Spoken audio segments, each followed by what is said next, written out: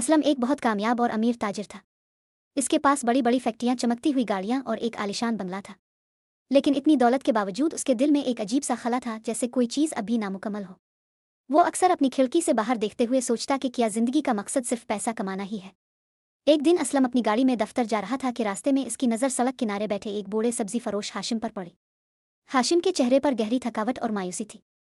اس کے سامنے رکھی ٹوکری میں کچھ مرجھائی ہوئی سبزیاں پڑی تھیں اور وہ امید بھری نظروں سے گزرنے والوں کو دیکھ رہا تھا۔ اسلم نے ہاشم کے قریب جا کر نرمی سے پوچھا، چاچا آج کا دن کیسا گزر رہا ہے؟ ہاشم نے دکھ بھری نظروں سے اسے دیکھا اور کہا، بیٹا 2 دن سے کوئی گاہک نہیں آیا۔ میری بیٹی بہت بیمار ہے اور مجھے اس کے لیے دوائی لینی ہے۔ اسلم کا دل بھر آیا۔ اس نے فوراً اپنا بٹوا نکالا اور 5000 روپے ہاشم کے ہاتھ میں تھما دیے۔ ہاشم کی آنکھوں میں آنسو آ گئے اور وہ دعائیں دینے لگا، لیکن اسلم جلدی سے اپنی گاڑی میں بیٹھ گیا۔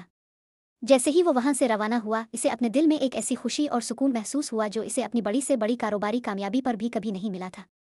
اسے لگا جیسے اس کی زندگی کا خلا بھرنے لگا ہے۔ اگلی صبح اسلم نے ایک نیا عزم کیا۔ اس نے اپنے سیکرٹری زید کو بلا کر حکم دیا، زید میرے علاقے کی سب سے غریب بستی کا پتہ لگاؤ۔ میں اب اپنی دولت کو ان لوگوں کے لیے استعمال کرنا چاہتا ہوں جنہیں اس کی سب سے زیادہ ضرورت ہے۔ زید نے حیرت سے اپنے مالک کو دیکھا اور فوراً کام شروع کر دیا۔ ایک ہفتے بعد اسلم ایک پسماندہ بستی میں پہنچا۔ وہاں کے حالات دیکھ کر وہ دنگ رہ گیا۔ اس نے دیکھا کہ ایک چھوٹی سی لڑکی سارا مٹی میں کھیل رہی تھی اور اس کے کپڑے پھٹے ہوئے تھے۔ وہاں نہ پینے کا صاف پانی تھا اور نہ ہی بچوں کے لیے کوئی اسکول۔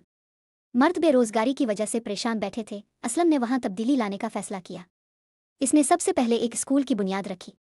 اس نے استانی انعام کو وہاں مقرر کیا تاکہ وہ بچوں کو زرعی تعلیم سے آراستہ کر سکے۔ خواتین کو روزگار فراہم کرنے کے لیے سلائی مشینیں دے۔ زہرا نامی خاتون جو پہلے بہت پریشان تھی، اب اپنی سلائی مشین پر محنت سے کام کر رہی تھی۔ اسلم نے لوگوں کو چھوٹے کاروبار شروع کرنے کے لیے بلا سود قرضے بھی فراہم کیے۔ 1 سال بعد اسلم دوبارہ اسی بستی میں آیا۔ اب وہاں کا نقشہ ہی بدل چکا تھا۔ وہی بوڑھا سبزی فروش ہاشم اسے ملا، مگر اب وہ سڑک پر نہیں بلکہ اپنی ایک چھوٹی سی صاف ستھری دکان میں بیٹھا تھا۔ ہاشم نے اسلم کا ہاتھ تھام لیا اور کہا، بیٹا تم نے ہمیں مچھلیاں نہیں دے بلکہ مچھلی پکڑنا سکھا دیا۔ اسلم کی آنکھیں خوشی سے نم ہو گئیں۔ اسے سمجھ آ گئی تھی کہ اصل دولت بینک بیلنس میں نہیں بلکہ دوسروں کے کام آنے میں ہے۔ اس نے اپنی زندگی کا مقصد پا لیا تھا۔ وہ جانتا تھا کہ وہ پوری دنیا تو نہیں بدل سکتا، لیکن وہ اپنے حصے کا دیا جلا کر اندھیرے کو کم ضرور کر سکتا ہے۔